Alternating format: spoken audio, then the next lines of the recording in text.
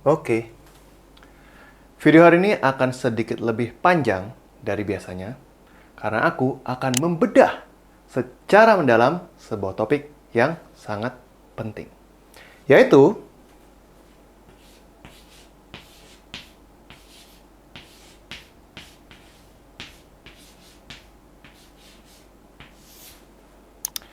kesepian. Jadi, silahkan menyimak. Sebelumnya, perkenalan diri terlebih dahulu. Namaku Nago, dan aku adalah seorang psikolog. Di channel ini, biasanya aku akan membahas berbagai macam topik seputar psikologi, kesehatan mental, pengembangan diri, serta berbagai topik menarik lainnya. Jadi, kalau kamu nggak mau ketinggalan, please consider subscribing. Kita lanjut bahasannya. Sekitar mungkin 3 atau 4 tahun yang lalu, aku pernah membaca sebuah quotes yang berbunyi seperti ini. Jika sebagai makhluk biologis, ancaman terbesar manusia adalah kematian, maka sebagai makhluk sosial, ancaman terbesar dalam hidup manusia adalah kesepian. Artinya, kita, manusia, akan selalu membutuhkan manusia lainnya. Bukan hanya untuk memenuhi kebutuhan sehari-hari, seperti makan, transportasi, teknologi, dan lainnya, tapi juga untuk memenuhi kebutuhan emosional secara psikologis. Keberadaan orang lain itu bisa menimbulkan pengaruh yang ajaib ya pada diri kita. Katakanlah kalau kita sedang punya banyak beban hidup. Tapi ketika ada orang lain yang membersamai kita, beban itu seakan-akan berkurang. Sebaliknya, ketika kita sedang bahagia dan ada orang lain di sekitar kita membersamai kita, uniknya kebahagiaan itu juga akan berlipat ganda. Namun sayangnya, tidak semua orang selalu memiliki orang lain dalam hidupnya. Malah sepertinya di kehidupan dewasa ini, yang ada, kita semakin merasa kesepian. Kita tidak punya orang di sekitar kita yang bisa memenuhi kebutuhan emosional ini. Apa alasannya? Kenapa banyak dari kita yang merasa seperti itu? Nah, itulah yang akan kita bahas hari ini. Aku akan membagi penjelasan hari ini menjadi 4 bagian.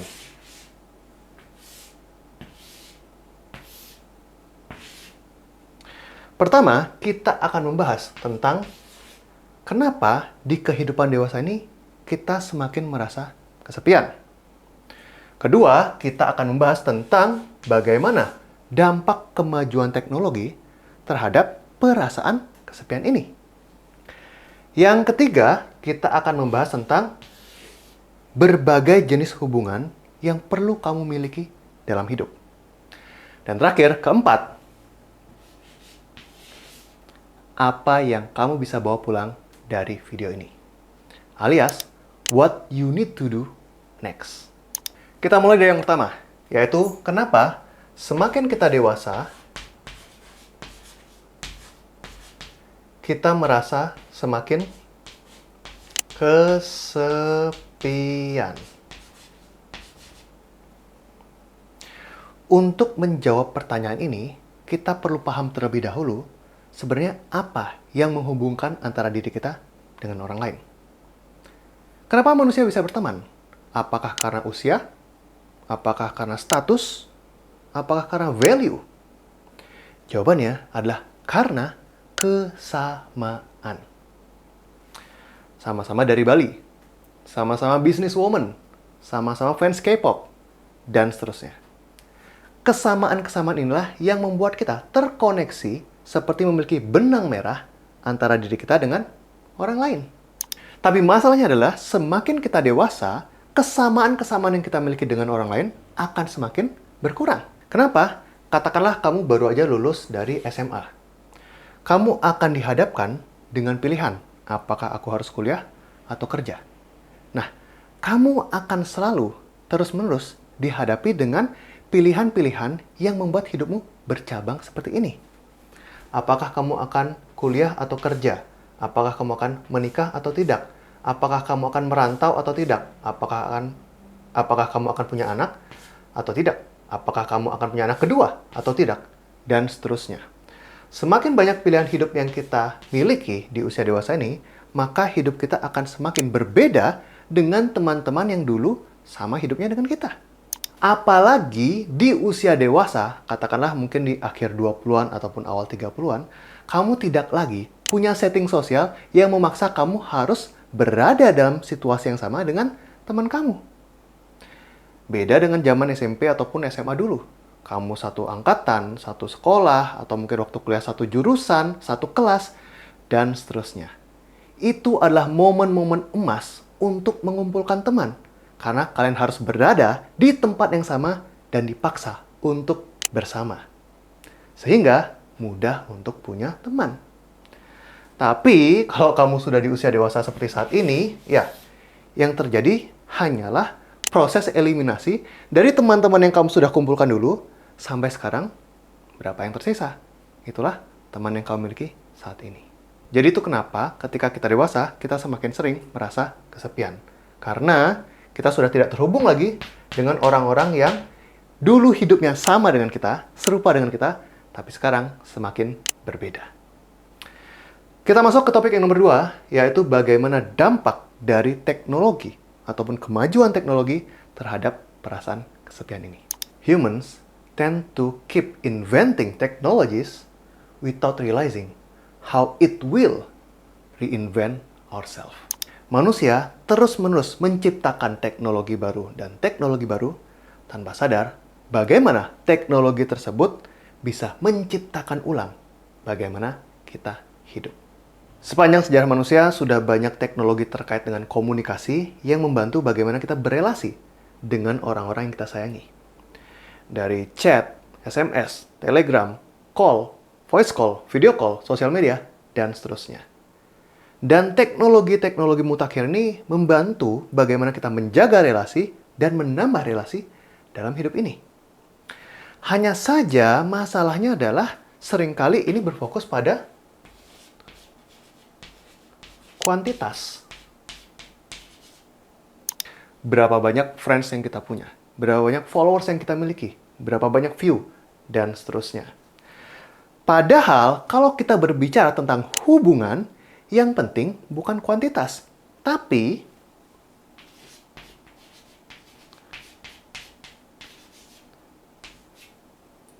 quality, alias kualitas. Ketika manusia itu berinteraksi menggunakan teknologi, mau tidak mau akan selalu ada nutrisi dari hubungan yang tersaring. Bayangkan, kalau kita chat dengan seorang, kita nggak akan bisa mendengar suaranya. Kalau kita call dengan seorang, kita nggak akan bisa melihat wajahnya. Kalau kita video call dengan seorang, kita nggak akan bisa merasakan presensinya. Suara, nada, ekspresi, kehadiran, itu semua merupakan suatu keseluruhan kehadiran seorang yang sebenarnya bisa mengobati perasaan kesepian kita. Itu adalah hal yang tidak bisa tergantikan dari interaksi digital manapun.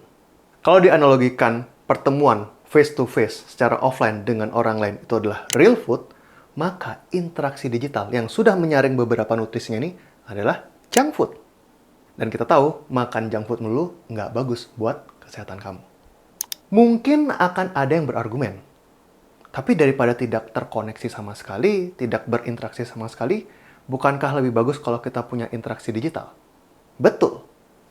Tapi jangan sampai ketika kamu masih memiliki kesempatan untuk berinteraksi secara nyata, kamu lebih memilih interaksi digital. Seperti lebih memilih junk food, padahal ada real food nih di sebelahnya.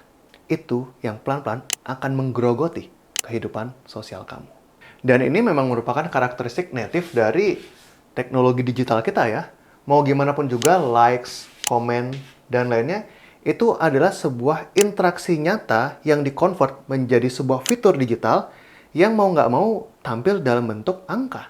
Padahal jumlah likes yang kamu miliki belum tentu selaras dengan jumlah kasih sayang yang kamu dapatkan di keseharian kamu. Jumlah komentar maupun pesan-pesan positif yang kamu dapatkan di internet tidak akan sebanding dengan perhatian yang kamu dapatkan dari orang-orang sekeliling kamu. Karena itu, berhati-hatilah untuk memilih interaksi mana yang kamu ingin jalankan hari ini. Selanjutnya, nomor 3.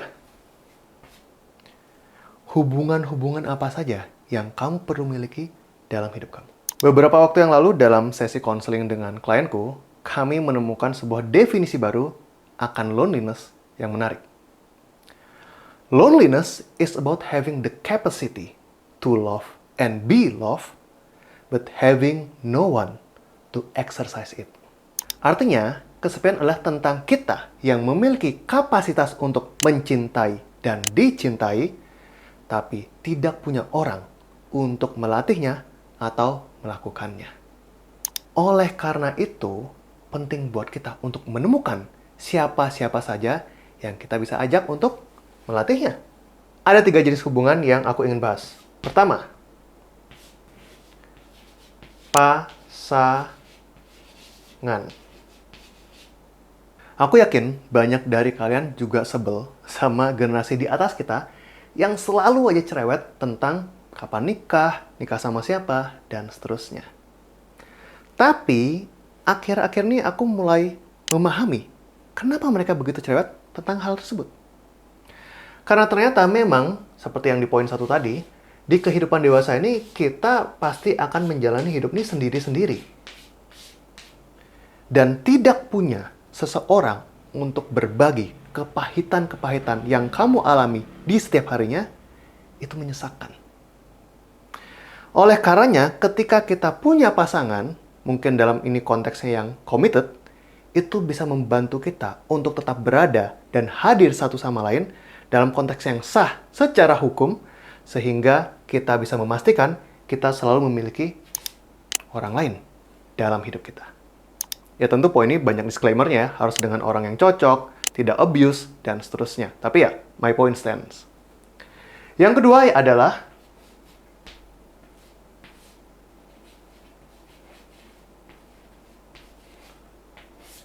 teman. Aku ingat kayaknya di masa aku akhir pendidikan profesi, aku pernah bilang ini ke temanku. Hubungan pertemanan ini, itu adalah suatu hal yang spesial. Kenapa? Karena dengan teman, kita bisa mengisi banyak kebutuhan psikologis kita. Seperti dibersamai, tempat cerita, main bareng, diskusi bareng, dan seterusnya. Tapi kita nggak perlu komitmen dengan mereka secara mendalam. Artinya, ketika kita lagi butuh, kita bisa reach out, kita bisa ajak ketemu, dan ketika kita lagi nggak pengen, kita bisa cabut dan mengambil jarak. Pertemanan adalah satu-satunya hubungan yang dimana kamu bisa melakukan itu. Karena kalau dengan pasangan, kamu nggak mungkin tiba-tiba nggak hidup bersama dia, tidak tidur bersama dia, dan nggak ada kabar selama 1-2 minggu. Itulah ajaibnya pertemanan. Dan Arthur Brooks pernah mengatakan bahwa the best kind of friend is the useless friend. Teman yang sama sekali nggak ada tanda kutip gunanya dalam hidup kita. Nggak mendatangkan uang lebih, nggak diajak hidup bareng, tapi mereka tetap hadir hanya untuk berteman. And that is the best kind of friend. Poin nomor 3, yang terakhir adalah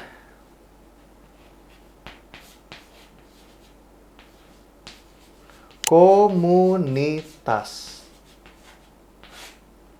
Sebagai manusia, kita selalu punya kebutuhan untuk mengidentifikasi diri kita dengan kelompok tertentu.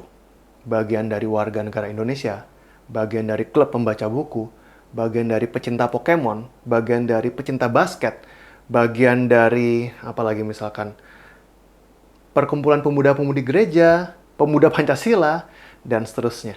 Karena dengan mengidentifikasi dengan kelompok tertentu, kita nggak akan bisa benar-benar sendiri. Kamu selalu punya perasaan terhubung with something bigger than you. Oke, itu poin yang ketiga. Dan sekarang kita akan masuk ke topik terakhir, yaitu what to do next. Apa yang bisa kamu lakukan untuk keluar dari lubang kesepian ini? Tadi kita sudah membahas berbagai topik tentang kesepian yang ada di kehidupan modern saat ini, beserta akar permasalahannya. Dan tentunya ketika sekarang kita mau memikirkan cara untuk keluar dari lubang kesepian ini, cara paling mudah adalah dengan menjawab semua permasalahan ini. Artinya, kalau di topik pertama tadi, kita bahas tentang kalau semakin dewasa, hidup kita akan semakin berbeda dengan orang lain dan kita akan semakin mudah merasa kesepian karena tidak ada suatu setting sosial yang sama yang bisa membuat kita berkumpul dengan mereka, maka yang kamu perlu lakukan adalah dengan intentionally meeting friends. Kamu harus secara intensional, secara sengaja, secara niat mengumpulkan cara untuk bertemu dengan orang baru atau mempertahankan hubungan dengan orang lama.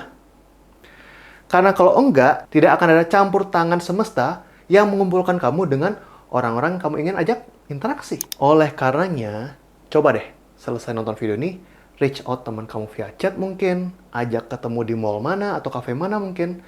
Itu cara paling sederhana yang bisa kamu lakukan untuk mengobati kesepian kamu. Topik nomor 2, ketika kita sudah tahu bahwa teknologi ini menyaring kualitas relationship kita, kualitas interaksi kita, yang kita perlu lakukan adalah to go one layer deeper to make the interaction more meaningful. Kalau kamu biasanya cuma chat doang sama teman kamu, sekarang coba teleponan, voice call, video call, main game bareng, silahkan. Kalau kamu sudah terbiasa berinteraksi digital dengan mereka, jangan lupa sesekali untuk ajak meet up, ketemu, habiskan waktu, spend time together offline. Di sana kamu bisa akan melihat ekspresinya, nadanya, presensinya, aroma tubuhnya mungkin bahkan, dan kamu bisa melihat sisi raw dari dirinya yang mungkin biasanya terfilter ketika kalian berinteraksi secara digital. Dan yang ketiga, tentunya yang kamu perlu lakukan adalah untuk mengumpulkan 3 jenis hubungan ini dalam hidup kamu. Pasangan, ya tentunya setiap orang beda-beda ya. Ada yang merasa mungkin butuh pasangan yang committed, menikah, sah secara hukum dan seterusnya. Ada yang mungkin lebih pengen punya teman hidup, non-committed, mungkin meskipun di Indonesia agak jarang. Ada juga yang mungkin lebih memilih untuk tidak punya pasangan. Bisa, tapi jangan lupa untuk memenuhi 2 yang lainnya. Teman, komunitas, kamu harus selalu punya beberapa opsi atau group of friends yang kamu bisa temui setiap kali kamu merasa kesepian atau mencegah kamu merasa kesepian, dan tentunya harapannya mereka juga available. That's why you need more options. Jangan cuma melulu ke satu teman atau ke satu komunitas, karena it will put your relationship on burden. Banyak orang yang nggak nyadar kayak gini. Ketika mereka hanya menggantungkan kebutuhan emosionalnya ke satu orang, ke satu pasangan, atau ke satu teman, mungkin juga ke satu komunitas, bisa jadi mereka akan merasa terganggu. Karena kamu mencurahkan semua kebutuhan kamu ke mereka, dan mengharapkan mereka bisa memenuhinya 100% kepada kamu. Jadi itu perlu diperhatikan. Oke, itulah semua yang bisa aku sampaikan untuk hari ini. Yang selanjutnya, kamu perlu lakukan adalah untuk beraksi. Apa yang aku omongkan semua itu secara teori mudah, tapi tentu menjalankannya itu susah. Tapi ingat, meskipun susah, ini ada suatu hal yang penting untuk kamu coba lakukan. Oke, terakhir, aku mau menyampaikan bahwa dengan memiliki hubungan-hubungan seperti ini, maka secara otomatis kamu juga akan memiliki peran dalam hidup mereka. Kalau aku, peranku sekarang adalah sebagai seorang ayah, suami, anak, psikolog, dan mungkin masih banyak lagi. Terkadang memang itu bisa terasa sebagai sebuah beban. Tapi ya, namanya juga ikatan. Kamu terikat dengan mereka, mereka juga terikat dengan kamu. Tapi, if you look it from the other way, it's a blessing. Ikatan ini adalah sebuah kesempatan buat kamu untuk bisa bersama mereka. So the goal is not to just have someone in your life, but to be someone in someone else's life. Because at the end, I think what we all want in life is to have someone that can look us in the eye and know that we are exist. Oke, mungkin cukup untuk video hari ini. Terima kasih atas perhatiannya dan semoga seluruh informasi yang kuberikan bisa membantu kamu. Kalau kamu butuh pembahasan tentang topik-topik serupa yang seperti ini lebih lanjut, kamu bisa cek di kolom description di bawah. Ada informasi tentang bukuku. Buat yang kamu belum tahu, ini bukuku. Oh, Aku yang sudah lama hilang. Ada juga informasi tentang konseling bersamaku. Ada juga informasi tentang kalau ingin mengundangku untuk kolaborasi. Dan yang terbaru, aku baru saja merilis program baru yaitu Private Coaching. Sebuah sistem untuk kamu yang ingin discovering your true authentic self. Ya, tentu dengan harapan ketika kamu menjadi sosok yang autentik, kamu bisa terkoneksi dengan orang-orang juga yang sefrekuensi dengan kamu. Sampai ketemu di video selanjutnya.